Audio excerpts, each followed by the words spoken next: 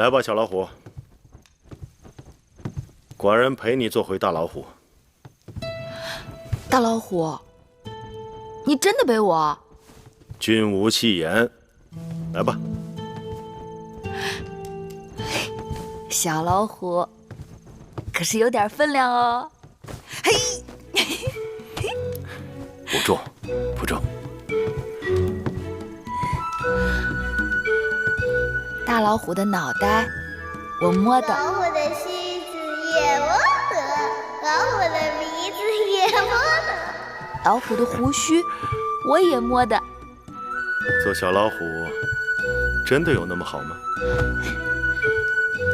那是，做小老虎自然好。小老虎比大老虎还威风呢。那大老虎要跑快一点啦。还要不要快一点？大老虎快跑！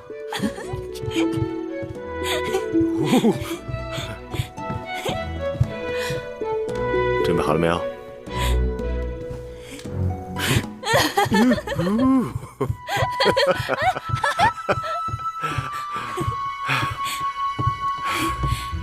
下来吧，小老虎。大老虎背不动了，给寡人铺床更衣吧。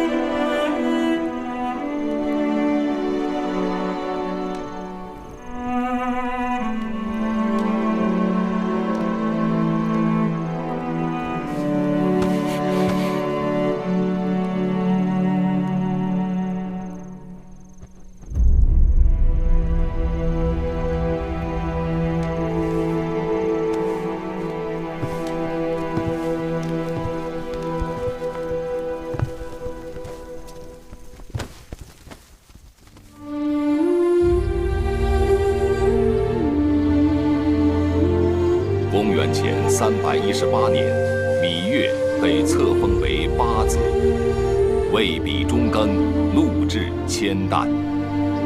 从此，芈八子成为他一生的名字。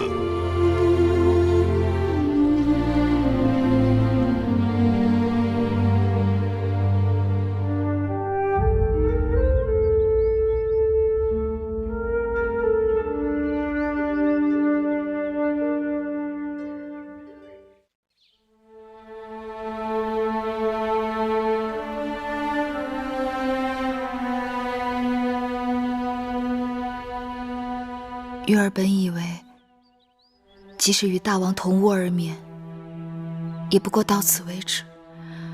谁知孤男寡女，同屋不同榻，若不是太无情，便是用情太深。这么多后宫女子，只有你能得到大王如此垂青。姐姐，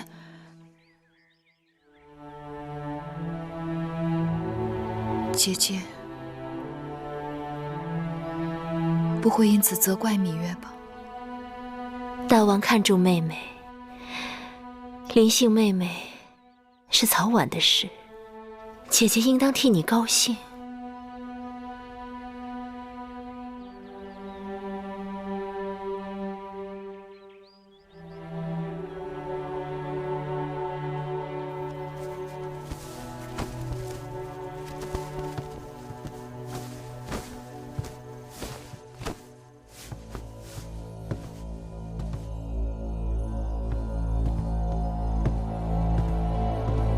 王后，可以歇息了。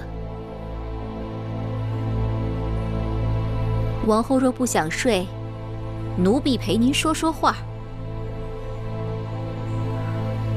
姑姑先去睡吧。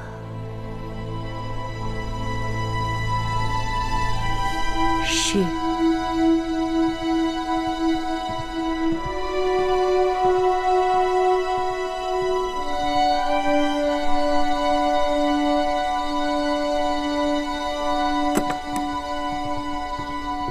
姐姐，我和樊长史都生了儿子，大王开恩，上个月才刚刚给我们继承了一个长史的分位，却比一个承宠没几天的人还低了2阶。自打我进宫起，也没见过大王如此专宠过一个人。先王后与大王也算是恩爱，可是大王对他也就是相敬如宾罢了。这么不起眼的一个小丫头，竟然狐媚了大王的心。王后生了儿子多少天了？快2个月了吧。王后生了嫡子，大王去交房殿，去了几次？听永巷的人说，也就4、5次吧。3次用膳，还有1次是路过那儿，顺便进去坐了坐。王后生了儿子，应该是大王的心头肉。眼下正是需要人怜爱的时候，大王若是乱了分寸，惹恼的不该是你。等着有些人心里长牙吧，用得着你我着急吗？我倒是希望大王对芈月再专宠一些，这样才合了我的心意呢。姐姐说的对呀，妹妹怎么没想到这一点呢？这香焚到现在才觉出好来，要有点耐心。八子，大公主，我来马厩多次，总巴望着能碰上你，可次次落空。今日大约日头打西边起的，你可终于露面了。这些日子我心里面正想着你，只是不得功夫去你宫里看你。算了吧，宫里人都知道父王对你宠爱有加，日日传旨要你侍寝，你心里哪还有我梦莹？别人说我也就罢了，反正他们都是与我不相干的人。若大公主你也如此说我，还让我怎么做人？好了好了，说来说去，反倒是我的不是了。说到底，上次我帮了你，你还没谢我呢。大恩不言谢，大公主受芈月一半。那我就受你这一半。哎，怎么样？什么怎么样？我父王啊。你父王已经让司马错将军带我弟弟魏冉从军了。这个我早已知晓。除此之外就没别的啦。还有什么？你说呢？你父王当然很好。我要的就是你这句话。其实那次魏冉之事，我心里想，这大约就是缘分。我知道我父王心里定是有你的，可你心里有没有我父王，那就难说了。若不是因为魏夫人他们作怪，你大约也不肯低声下气去求人。你不去求我父王，又怎知你在我父王心中的分量？怎知我父王的好处？好啦，看你这嘴厉害的，我怕了你还不行？我这么帮你，反倒让你怕了。你若真想谢我，陪我去见个人，走吧。好。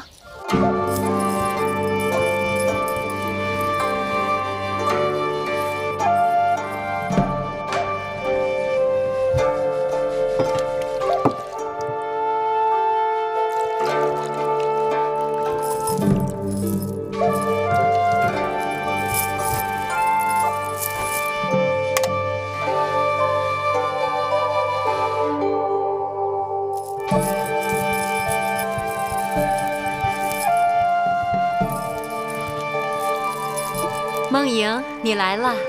姑母，你们都退下吧。是。来，姑母，这就是我跟你说的芈月。拜见迎夫人。雍大人，大王大婚时曾见过，上次王后在后花园训斥国美人的时候又见过，今日相见，却看上去很不一样了。当然不一样，如今该称他为芈八子了。哦，我都忘了，你们早就认识，那就都不是外人了。坐下来吧。谢夫人。你也喝一杯吧。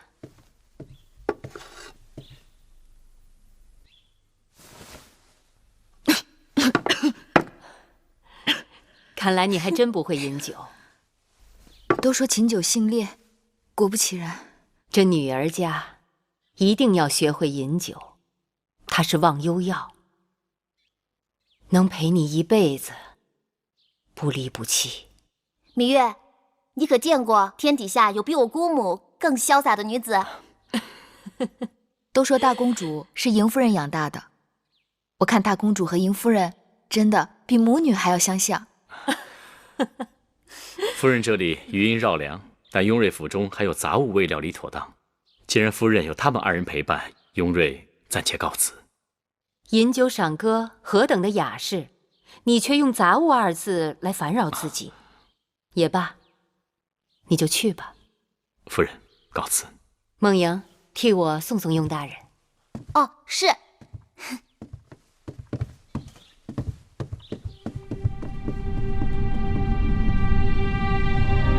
好一个芈八子！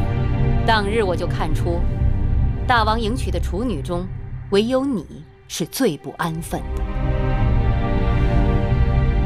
夫人的话令芈月战战兢兢。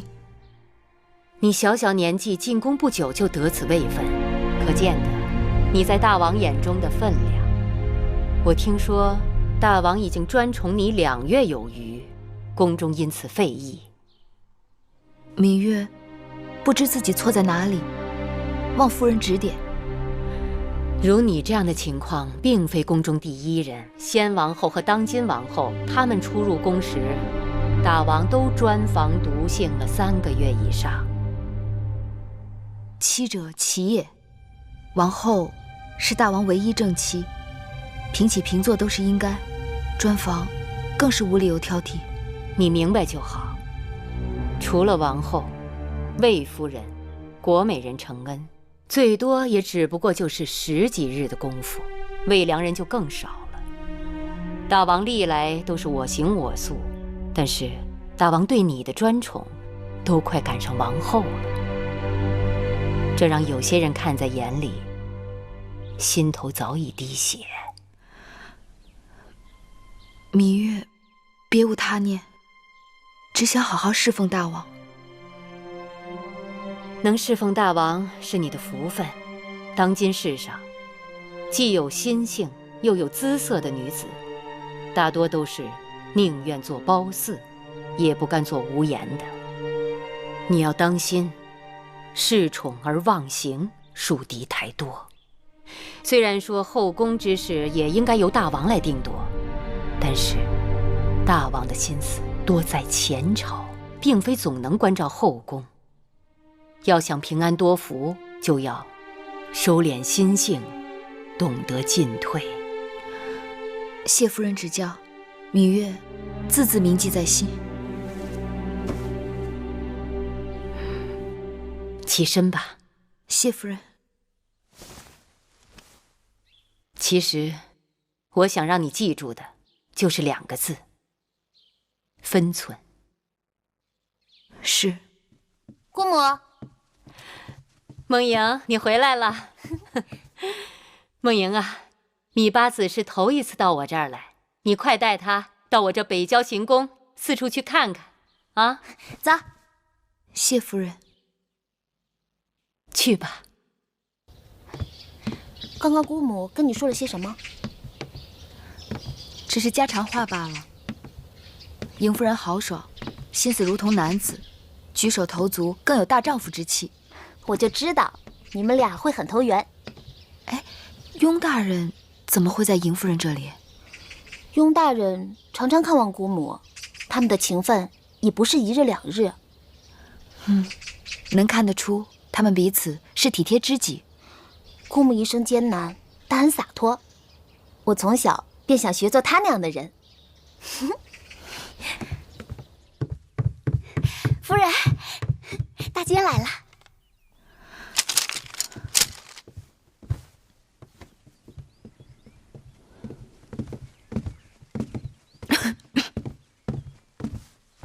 拜见八子。大监免礼。姑姑，给大监倒水。啊，不必。八子，这是怎么了？今日一早起来，八子的身子就有些不适。请太医看过了吗？啊，不用了，只是小病，养1、2日便好了。哎呀，这可坏了！大王今晚召八子侍寝呢。芈月福薄，只好请宫中别的姐妹代劳了。咱们小公子天庭饱满，长得跟大王一模一样呢。他父王指望他荡平列国，称霸天下呢。啊，是啊。怎么了？当然想必是饿了，让奶娘抱去喂喂吧。是。好了好了。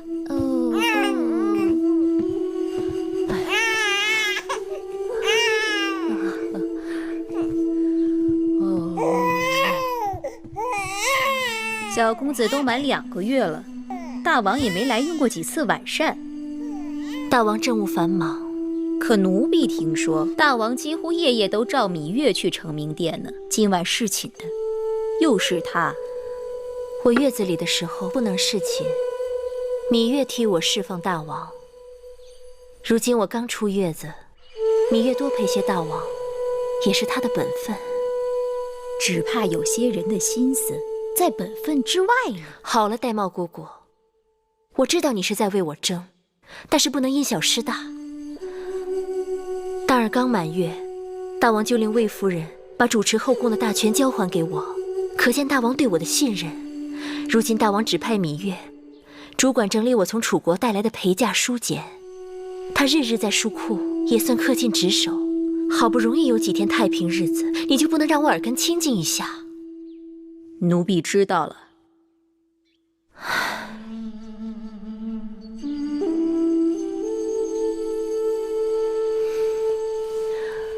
姑姑，其实母后把你指给了我，你的心就全在我这儿。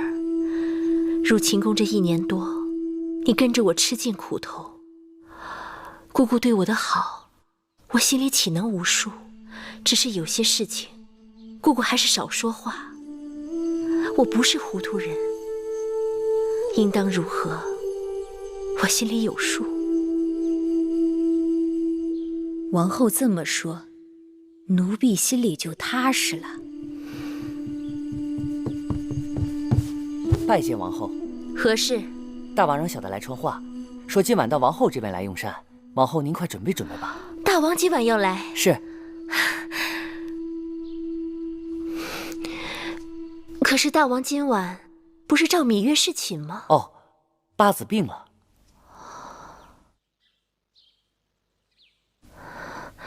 知道了，你下去吧。是。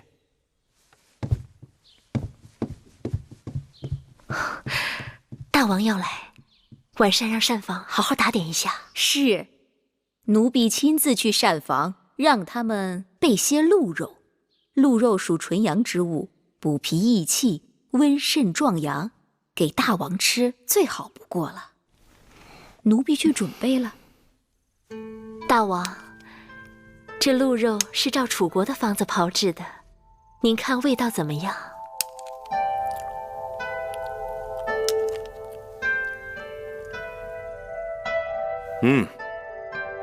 不错，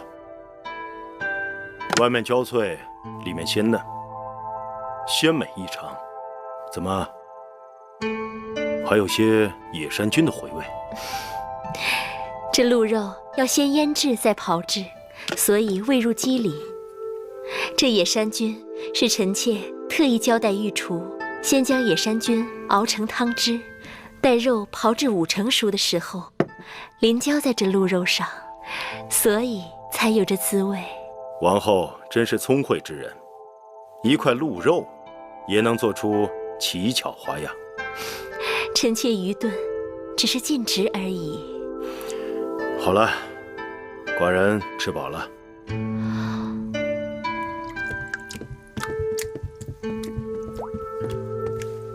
大王，臣妾近日重新开始打理后宫事务，好久不接手，都有些生疏了。再加上当儿才刚满月，臣妾想，要不让芈月帮臣妾料理几日？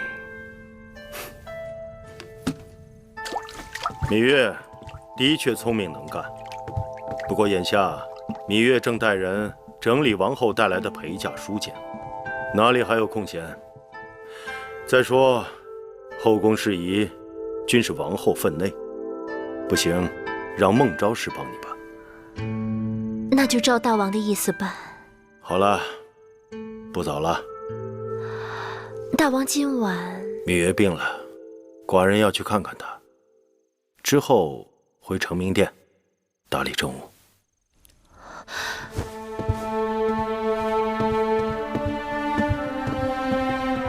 恭送大王。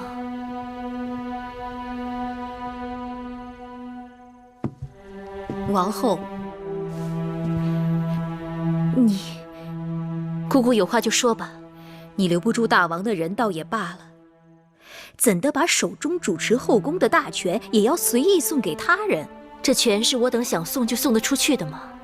后宫的权给谁不给谁，全在大王一念之间。姑姑难道没看出来，我只是试试大王？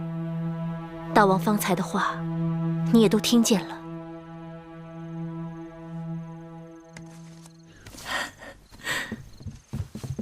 夫人、姑姑，你们快看，好看吗？按照昨日夫人给我们出的主意，我们把捉到的萤火虫装在袋子里，做成这个小灯，在外面照路挺管用的。果然是好。好是好，但这布袋是麻布做的，透光不好。你们等着，一会儿我用个薄薄的纱布给你们做个大大的纱袋，然后一起去荷塘边多捉些萤火虫，那才叫碧光莹莹呢。这主意不错呀，给寡人多做几个，送到承明殿去，让寡人也沾沾你的光。大王，免礼。大王，怎么有空来了？寡人听说你身子不适，特意来看看你。看你又能捉萤火虫，又能做纱袋，看来不是身子不适。仙儿慧儿，还不快去将新煎好的金银花水给大王端上来。是。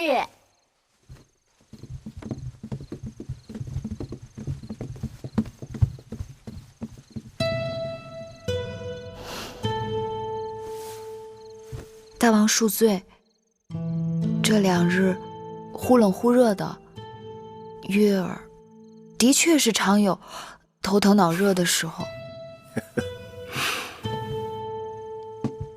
你这点小把戏，哄得了别人，哄不了我。说实话，你是厌烦寡人，还是厌烦寡人的成名殿了？大王大月儿好的不能再好了，我哪敢说厌烦二字。只是宫中的姐妹甚多，大王也该分些恩惠给她们。你呀，你一向率真，这话不像是芈月的话。谁教你的？啊？无人教我。前不久，你随孟莹去见过莹夫人，定是她的主意。唉，我这个姐姐样样都好，就是爱多管闲事。燕王派使节来提亲，你等如何见解？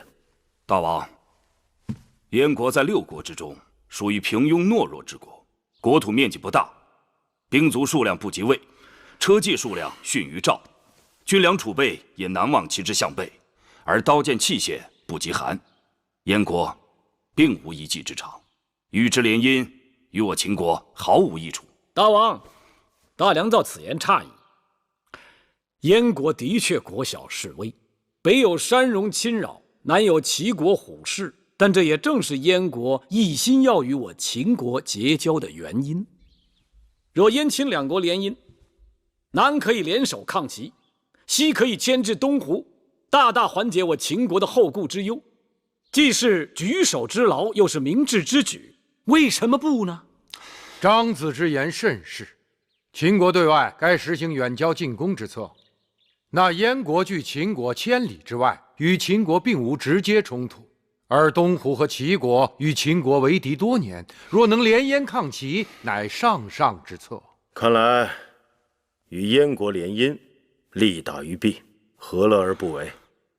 选燕国使者，明日入成明殿议亲。是。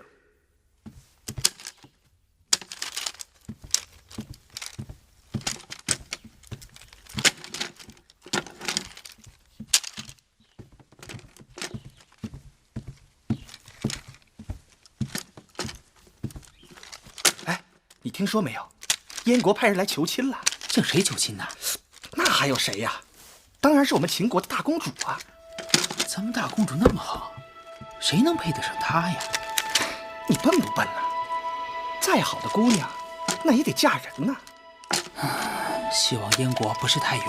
这燕国啊，是离我们秦国最远的国家了。冬天下很大的雪，那儿的人呐，鼻子和耳朵都被冻掉了。这大王为什么要把大公主嫁到那么吓人的地方去？脖颈子痒了。姐姐，今日我到公孙衍的府上去过了，可大良造仍然不肯把符节还给咱们。我问他，若是大王追查起来怎么办？他竟然说，那就告诉大王，说符节在给母国送节礼的路上让强盗抢了去，然后就硬是把我给打发回来了。要不你我去大王那儿出手他？妹妹糊涂啊，你以为这样就可以自保了？姐姐，那我们总不能就这么坐以待毙吧？不过，倒是可以借此吓他一下。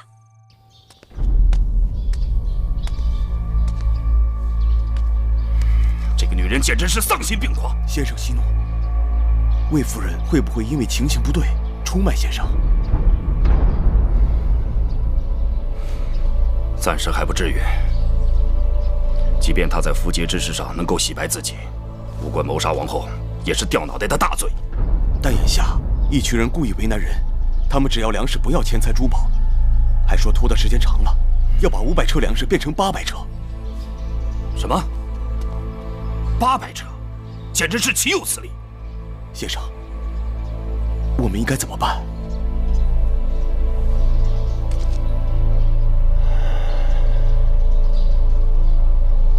此事恐怕凶多吉少。姐大约是要不回来了，我们得想别的办法。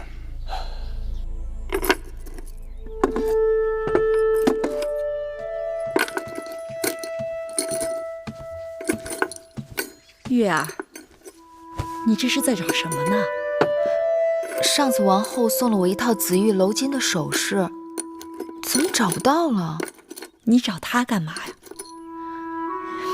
听说燕国来了使者，给梦莹提亲，梦莹待我十分真心，我也该准备一些贵重的礼物送给她，也算是我的一片心意。那套首饰太贵重，我怕香儿他们粗手大脚的给弄丢了，就特别给收了起来。你要，我去给你拿。哎，那也不急，我还想亲手给梦莹绣一套嫁衣，当然，这事定离不开姑姑的帮忙。你呀，还是忙你那些书简吧。嫁衣的事儿用不着你亲自动手，样子我和你一起商量就是。姑姑，你看，这个金锁片十分精致。那麒麟做的跟活的似的，的确是好。姐姐的当儿已经快100日了，我想把这个送给当儿。麒麟为人宠，象征吉祥，王后定会感念你有心的。当儿，当儿，姐姐你看这金锁片可好？当儿，当然好。前日大王赐给当儿一个金锁片，按理说也是一等一的，还抵不过你这个精细雅致。大王定是想把好东西留着慢慢赐给小公子，渐渐比过去越来越好，要不哪会有惊喜？当儿，来，我抱抱。哎呀，小公子好重，哪像100日，倒像是周岁的孩子。当儿，能吃能睡，格外调皮。这才快100日，奶娘都快弄不住他了。我们小公子是大王最宠爱的嫡子，哪能跟一般孩儿相比呀？奶娘，公子怕是饿了，抱下去喂喂。是。来。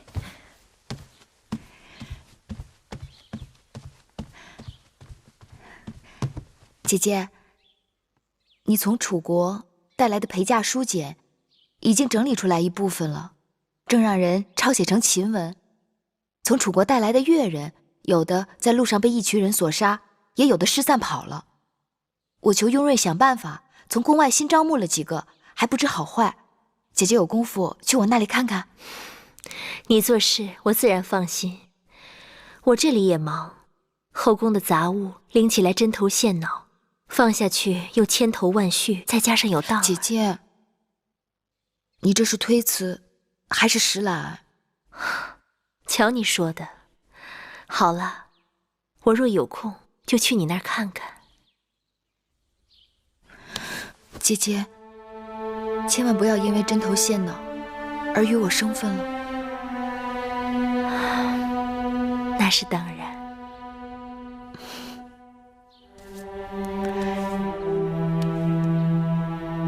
那妹妹先告辞了。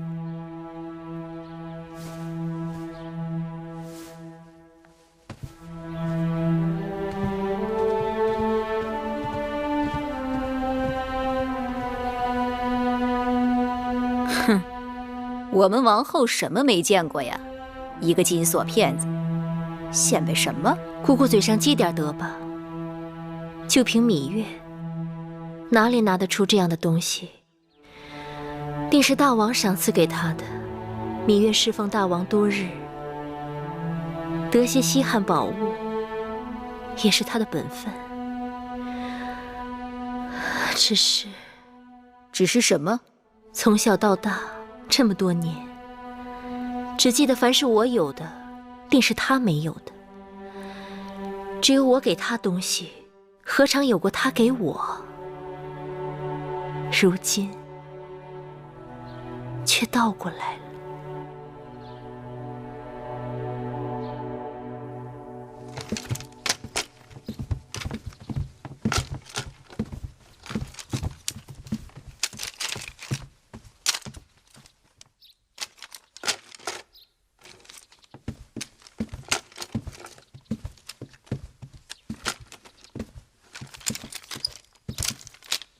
芈月妹妹，姐姐，你什么时候来的呀？也不让工人通报一声。我只是正好撞上，看你忙，想着还是不要打扰，省得你分心。什么分心？都说魏良人的学问是后宫里最好的，你来了正好给我帮把手。妹妹可知燕国来向大公主求亲了？我听说了。都知你与大公主要好，却看不出你对她担心呢。为何要担心？大公主的脾气向来我行我素，这桩婚事只怕她要闹一闹了。那燕国太子我也听说过，也算是人中龙凤。怎么，大公主不中意呀？谁告诉你是燕国太子？明明是燕王。不可能，那燕王已经50多岁了。宫里都知道了，只是前一阵子故意瞒着大公主一人。我让人打听过，燕太子早已经有元妃并生子，倒是燕王心丧了王后，所以来秦国求娶大公主的不是燕国太子，是那个燕王。燕王？那燕王，他已经可以做梦影祖父了。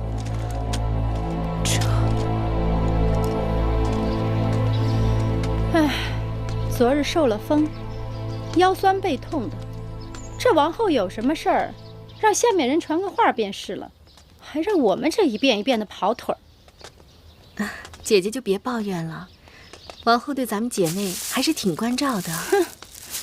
你想啊，自王后坐月子起，交房殿就传话，不用日日去问安，免得大家辛苦。其实我们也偷了好一阵子懒呢。就光卖这点好，就把妹妹降服了。说什么降服不降服的？姐姐，今日召我们去，必定是和大公主的婚事有关。大公主年幼丧母，又最得大王的欢心，她的婚事，咱们好歹得应付。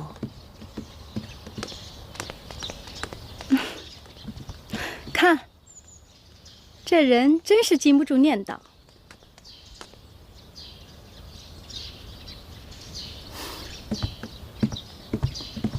魏长史、樊长史，大公主，给大公主道喜了。魏长史，有话便说，不必客套。大公主真是好命，大王一向疼爱大公主，等有一日大公主嫁到燕国去，一定会得到夫婿的加倍宠爱。你这是何意啊？我也只是瞎猜罢了。这人家都说嘛，年龄越大的男人越是懂得疼人。可惜，无论魏长史喜欢年长的还是年少的，都没有机会了。大公主说的恰如其分，所以我才要为大公主高兴了。大公主未来的夫婿可谓是姐姐成熟稳健，世间无人可比。魏长史，你到底想说什么？燕王年逾50，不是成熟稳健，是什么？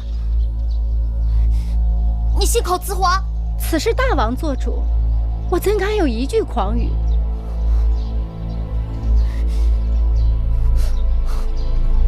大公主慢走。姐姐，大公主一向都心高气傲，你何苦说这些话来伤她？哼，我伤着谁了？我只不过是说了一句大实话。哼。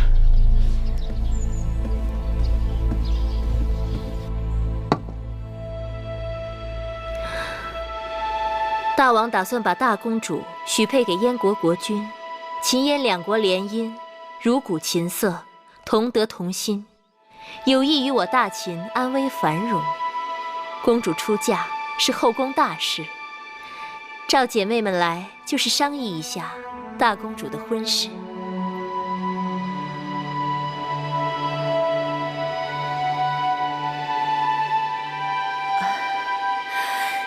大公主的婚事由大王做主，王后亲自操办，自然再好不过了。只是那燕王，只要大王王后做主，自然不会有大的差错。也是，燕国国君城堵忠厚，大公主年轻貌美，这桩姻缘说起来倒也般配。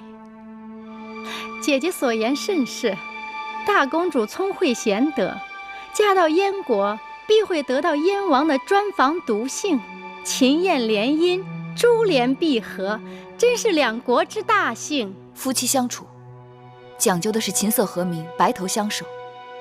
而那燕王貌衰老朽，大公主年方18，青春年少，如此夫妻，只会貌合神离，咫尺天涯，如何谈得上长相厮守？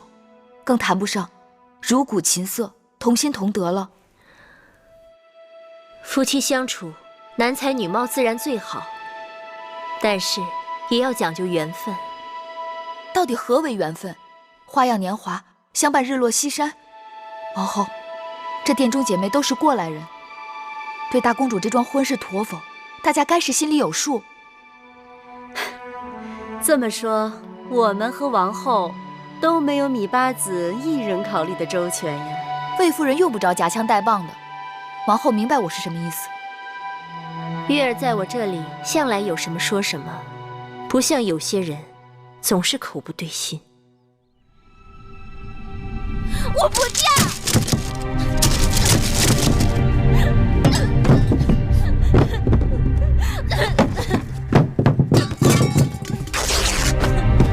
我不嫁！我不嫁！我不嫁！大公主，芈月，你知道吗？那个燕王不光岁数大，他还有残疾，腿不好。大王还没有下旨，事情也许还有回转的余地。我去过宣誓殿了，他对我避而不见，他一定是心里有愧于我。过去他对我的疼爱全都是假的。我不信。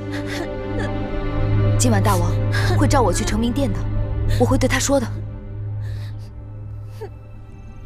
昨日大王说好的，今晚要召我去成明殿，都这时辰了，大家怎么还不来传旨？啊，我已经让香儿去打听了，一会儿便知究竟。夫人，哎，木心怎么说？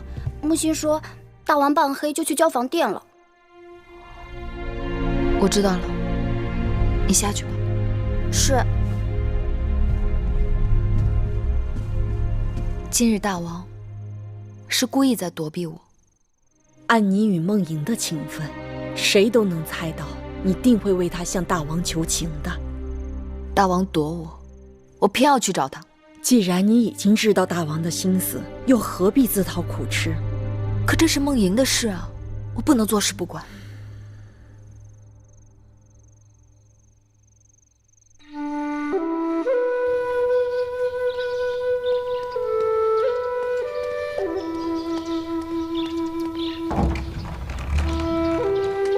大姐，八子，回去吧。大王正在殿内议事，不能见你。还请大监行个方便。你若能进得去，我怎会拦你？我可以等。大王此刻不想见你，过会儿也不会见你。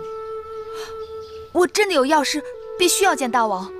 哎，八子，大监，使不得。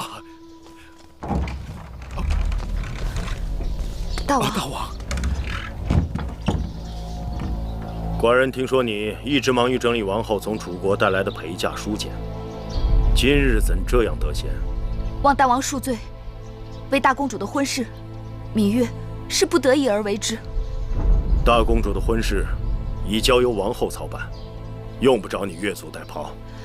芈月不敢僭越，但大公主的这桩婚事的确是不妥。妥与不妥，前朝有重臣权衡，后宫有王后把握，你还是回书库去吧。大公主的终身福祉，只在大王的一念之间。去成明殿。是。大王，荡儿，笑一个。呦呦，荡儿，抓抓啊！哦，给娘亲笑一个。他抓住了。姐姐，妹妹来了。这孩子今日特别淘气，总是喜欢捉弄人。你给他什么东西，他都扔在地上，等你去拾。你若不拾，他便哭闹不止。小孩子都这样，哪里一样？上个月樊长史的孩儿公子通满周岁，那公子通比大儿就大7个月，却是异常安静的孩儿。我看他身子瘦弱，怕是樊长史上次滚下台阶，害得他先天不足。哎，那次你怎么没去啊？樊长史说他也差人请了你。姐姐，妹妹来姐姐这里是有件事情想要求你。姑姑，带大儿下去吧。是。抱下去吧。是。别以为我愚笨，你一走进交房殿，我就猜出了你的来意。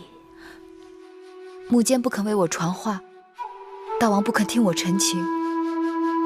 大公主这几日水米不进，我怕她有空，我自会去看望大公主的。姐姐能去看她，那是再好不过了。但姐姐毕竟是她的母后，总不能放手让她跳入火坑吧？梦莹的婚事由大王一人做主，梦莹违背父命，已经让大王恼火得很。我若再去劝说，只能是火上浇油。可这事怎么能了呢？走到哪儿，了到哪儿吧。姐姐有了当儿，比我更知晓，凡事要为儿女的前程打算。列国自有年貌相当的诸侯和太子，大公主为什么偏偏要嫁给燕王那个老朽？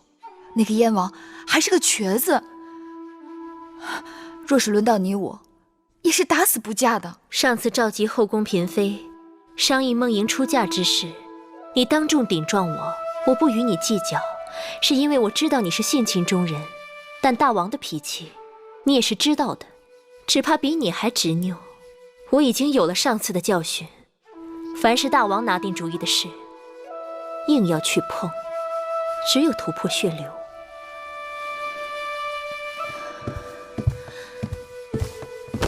姐姐，上次大王气恼，是因为怪罪你后宫干政，但儿女婚嫁本来就是母后的分内，大王总该听听你的忠言。姐姐，梦莹可怜，女儿家一生好坏只有一次，若遇人不淑，终身悔恨。当初姐姐一心想嫁给大王，不就是想图个好姻缘吗？姐姐，你是知道我的，我但凡有一点点办法，都不会来这里来麻烦姐姐。好啦，真是磨人。我并非铁石心肠，但你我都知道，此事是无中求有。如若机会得当，我会去试试的。姐姐这是答应了要为大公主求情，还不是因为你纠缠。有话在先，事得成事不成，都别怪我。我先替大公主谢过姐姐了。那我就先走了。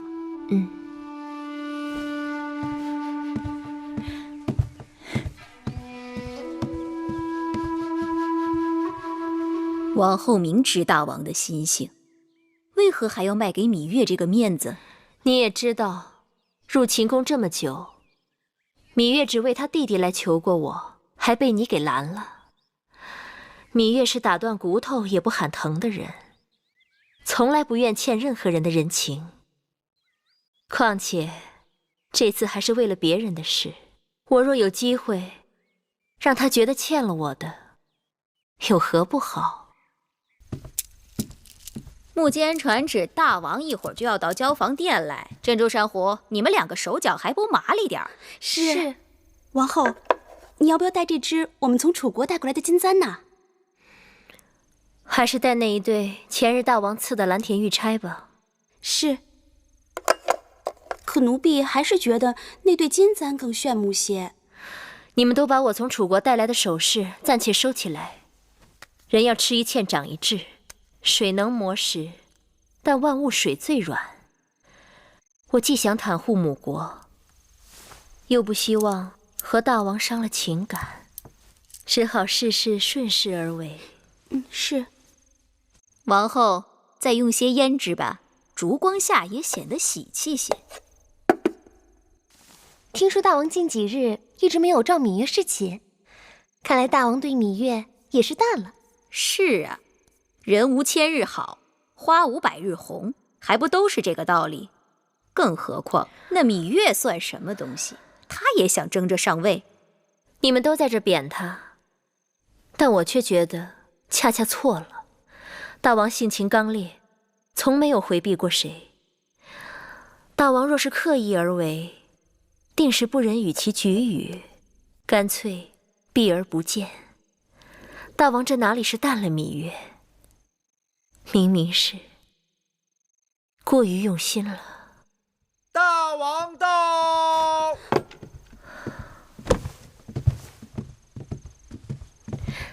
大王，王后免礼。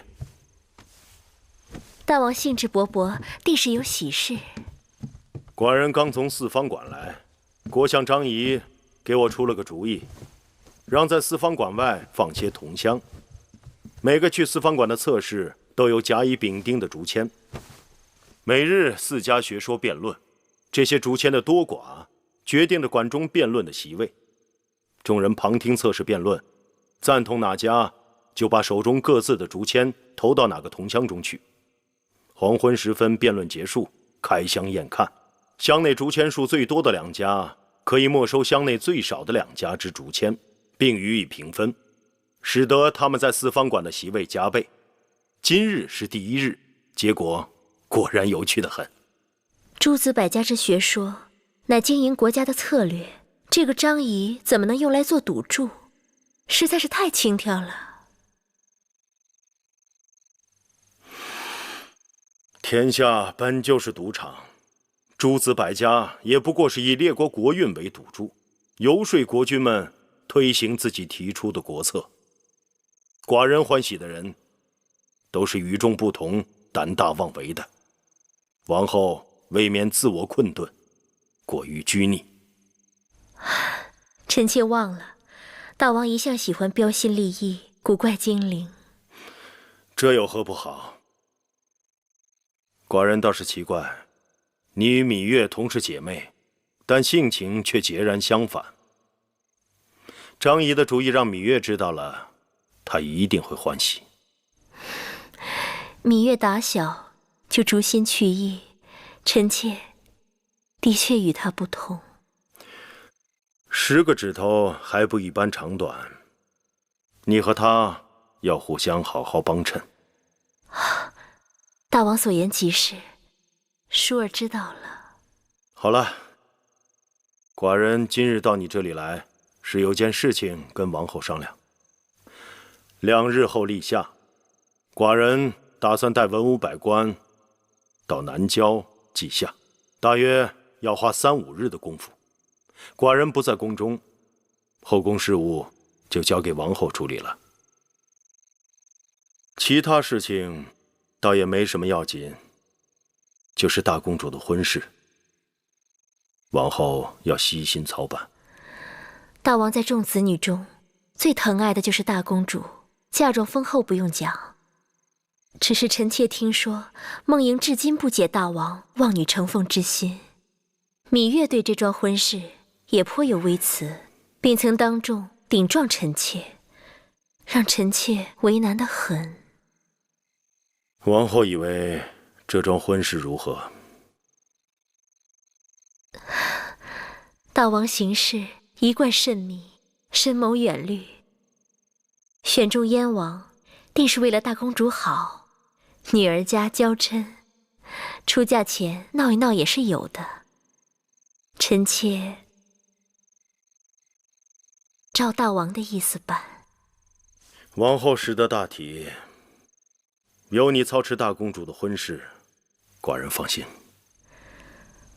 大王整日操劳，臣妾只是想替大王分担困扰。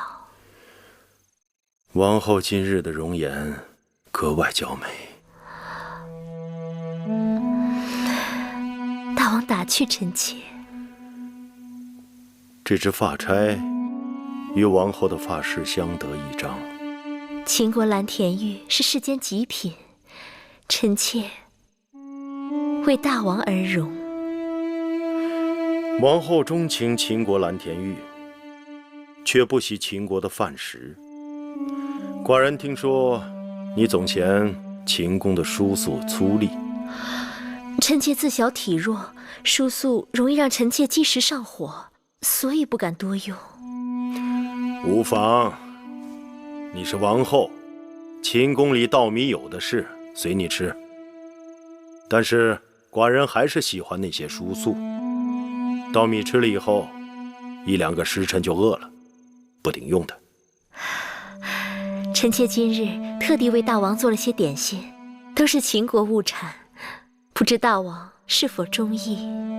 究竟是何物啊？臣妾熬了山药小米粥，还有枣泥饼。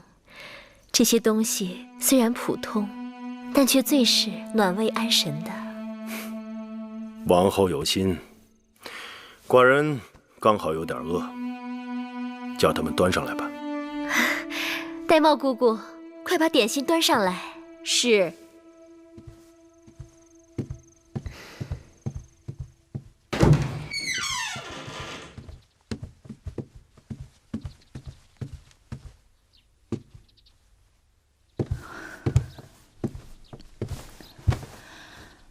大公主，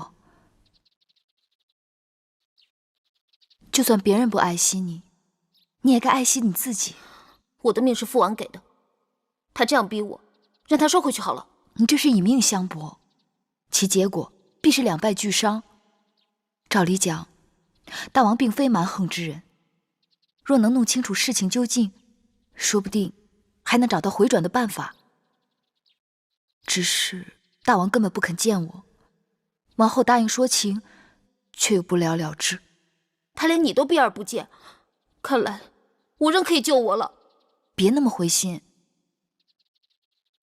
我想，尽管大王是一言九鼎，但总有人说出的话能让大王回心转意吧。除非是他。谁？芊芊，去给我取膳食来，我要吃东西。大公主，你说什么？快拿膳食来。是。爱有情，心有灵。姑母，祭天君子，殷夫人，坐吧。谢夫人。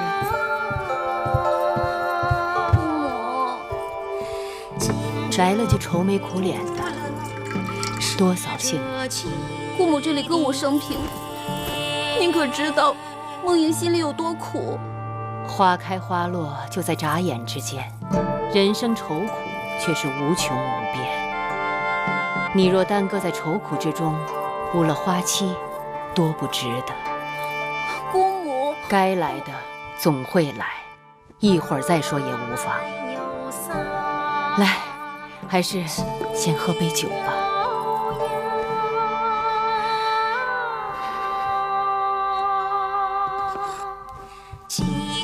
我曾说过，这世间绝对不会背弃你的，唯有这佳酿。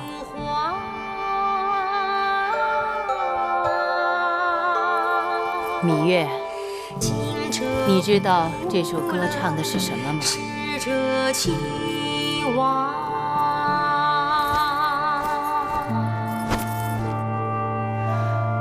有乐及时行乐，转眼人之老矣。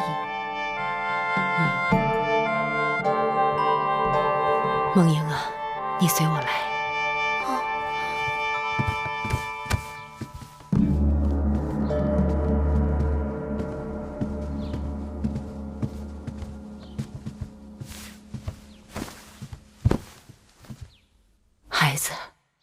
要哭，你就在这儿哭吧。姑母，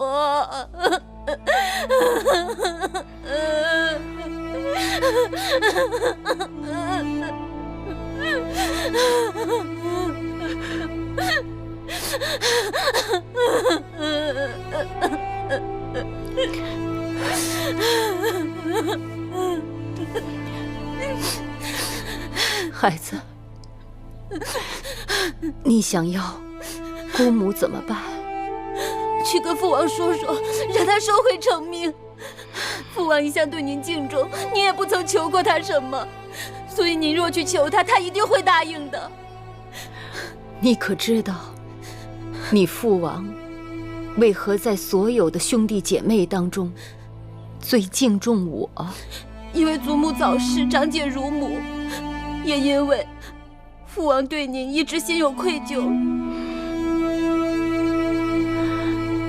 是啊，当初你祖父秦先王孝公也十分珍爱我，但是为了与魏国修好，他毫不犹豫地把我嫁给了我并不中意的魏王。后来秦魏河西之战，姑母按照你父王的请求，把魏国所有的意图和兵马调动的策略全部传递给了秦国。秦国因而大胜，而我却终身背负着背叛君王、出卖夫君的罪名。按律，我本应被枭首，是你父王用魏国战败赔偿的5座城池换回了我的性命。梦莹啊，你要记住，君王就是君王，尽管他们有时候也会柔肠百转，但是放在江山社稷面前，他们连一刹那的迟疑都不曾有过。这么说，祖父和父王从未珍惜过我们，姑母和我都只是他们野心的祭祀品。不对，后来我才知道，那就是他们的舍弃。他们舍弃了他们在世上最珍惜的东西。我如今才知道，父王对我从未真心过，全然不顾我是他的亲生骨肉。他的真心不是你要的真心，他宠你正是因为你是他的亲生骨肉，他逼你出嫁也是因为你是他的亲生骨肉。我不情愿，我不情愿，姑母。生在王室之家，这就是你的命。除非你不做大王的女儿，不做大秦的公主。我不做公主了，我不要做公主，我要搬来跟姑母一起住。姑母，我求求你救救我，你帮帮我，姑母。我不要嫁，姑母，我求求你，你帮帮我，姑母，我不要嫁，姑母，我求求你。傻孩子，眼下我这一切也都是你父王赐给的。从你一生下来，你就不懂得什么叫一无所有。当年我离开魏国，秦国是我的退路，我还可以寄居在此，而你眼下却是退无可退。我若劝你退，就如同劝你从高墙上跳下去。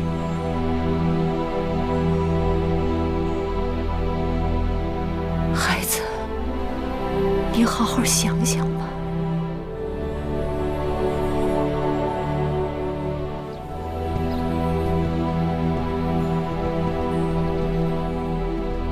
夫人，有话你便问吧。你是大秦最有见识的女子，为何要叫梦莹认命？在秦国，历代先君、储君和公子们，死于战场的不知道有多少。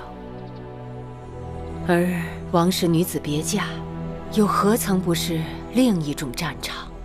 舍身、舍命、舍情。身为君王，就真的要这么无情吗？你要君王，该有什么样的情呢？是周幽王宠褒姒，还是纣王宠妲己？身为女人，我怨他们。可是跳出这一重身份来再看，失去江山的人，连性命都保不住，还有什么怨恨可言？夫人既然这么说，可言语中却还有诸多的不情愿。君行令，臣行义，他保他的江山，我保我的真性情。夫人大彻大悟，芈月受益良多。非经磨难，不能彻悟。我倒愿你们这些孩子，一生一世，都不要有这种彻悟。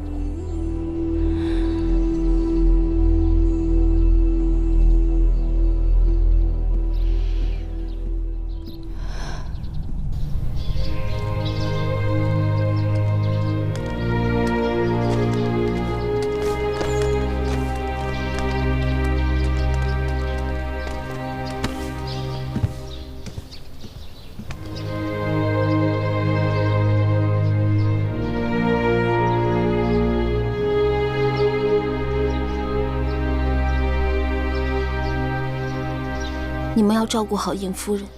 是。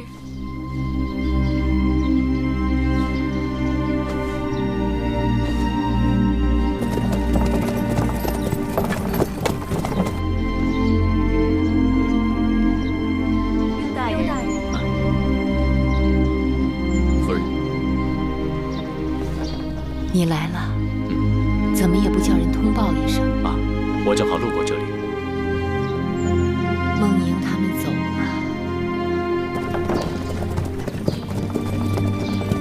不过是后宫中有一个伤心人罢了。从一开始就不抱有期望，比抱着期望却落得一场空要好得多。可惜，他还是春梦无痕的年纪。梦莹，我倒是不担心，只要他想明白了，就会跟他的父王一心一意。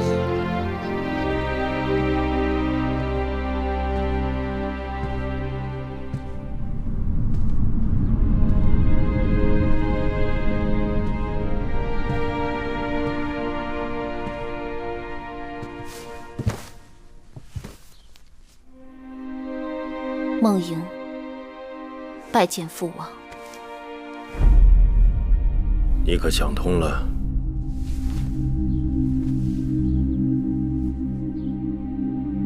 是。想通了什么？身为秦国公主，位尊而无功，奉厚而无劳，坐享其成，岂能心安？寡人要你嫁与燕王，你可情愿？嫁与燕王，并不情愿。但若社稷需要联姻他国，孩儿义无反顾。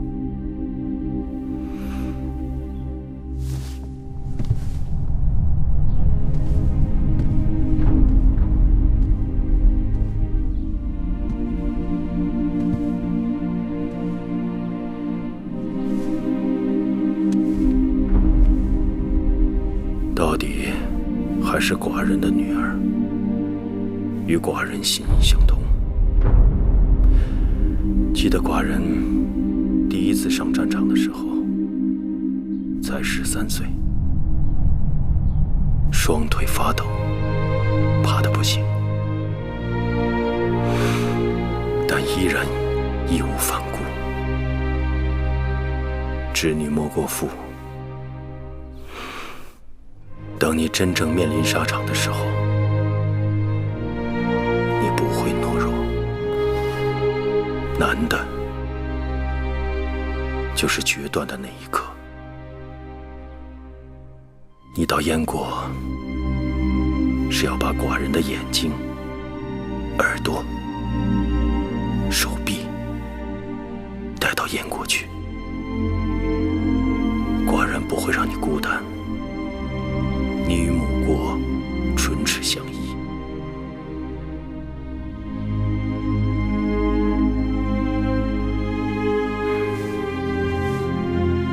要流泪，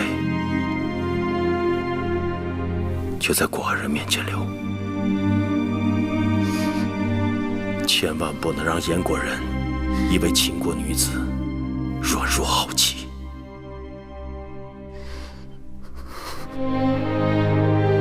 你是父王最为自豪的女儿，到了燕国以后，你要记住，你的背后还有父王，还有秦国。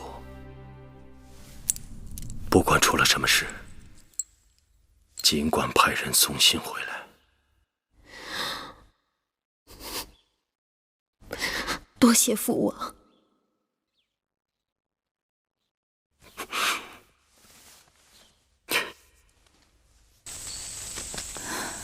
你这一去，不知何日才能相见。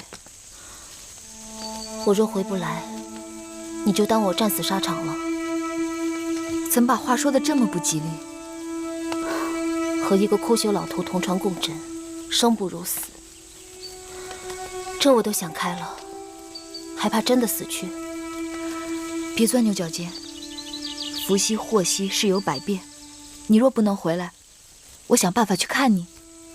我一个人在那儿就够了。你要自己好好保重。这秦宫里刀伤剑雨，无益于燕国。你能平安，我虽隔万里也会宽心。那日我带你去见姑母，是觉得你们性情肯定投合。我走后，将来有些事情，她或许可以帮你。此外，我特地向父王讨了让你出宫便礼的令符，你好好收着。有了它，以后你会容易周旋许多。你自己挚爱重重，却还为我着想。以后我也为你做不了什么了。